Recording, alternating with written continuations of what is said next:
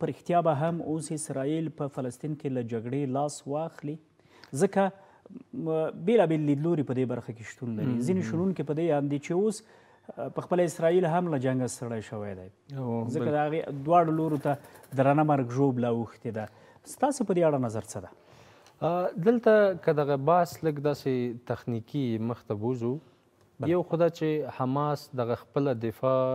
شروع د دې ځای نه کړله چې یعنې هلته اکوپیشن یعنې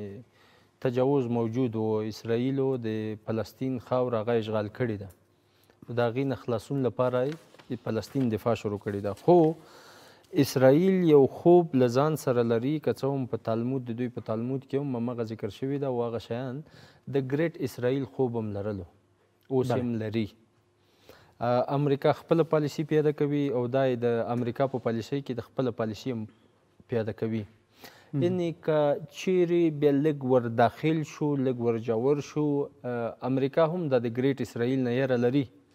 خو په دې منطقه کې د ده رقم پروژایي، د ده رقم یعنې هغه چې کوم څه دی ځان ته احساسوي یا خطر احساسوي یا څه د خپل فیمینزم لپاره یا هر شی چې احساسوي، هغې لپاره اسرائیل یو غوره اپشن ده چې ده انتخاب کړی ده او په مکمله معنا یې سپورټ کوي دلته وړي. خو ګریټ اسرائیل کې امریکا هم نه ده خوښه، که بیا د بحث یې ډېر اوږد نه شي بل طرف ته لاړ نه شي، یعنې داسې ډېر مطالعات او هغه شیان چې د دوی مونږ ګورو لیدلي هم دي او یا د کرسچیانیټي کاتولیک او د جیویش د دوی ترمنځ هغه اختلافات او څه اختلافات، څه ګیلې، څه کیسې، څه کرکې او څه خبرې، هغه بیل ځکه چې تالمود کې د یعنې یو شی راغلی ده چې وایي چې په دې دنیا کې انسانان بهتره انسانان فقط یهود دي، دغه نور انسانان هغه انسانان چې یعنې زمونږ د خیر او ښېګڼې لپاره که نه، لکه چې هغه کاریګر و دغه شی د خدمت لپاره دا یې کولو وکړه، که نه و بس لرې که بیخي نه دي شتون لري که نه، یعنې هغه کې منسوب خالي مسلمان نه ده، هغه کې هر څوک منسوب ده، هم هندو هم کرسچین او هر څوک په دغه کې منسوب ده. نو هغه ځایونو ته په فکر اسرائیل د ګریټ اسرائیل خوب دغه ورمات شو.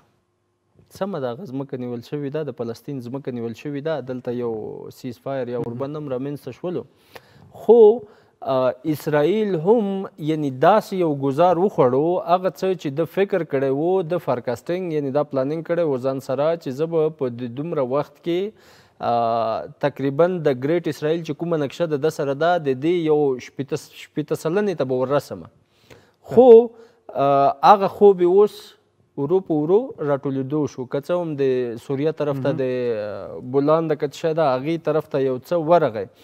خو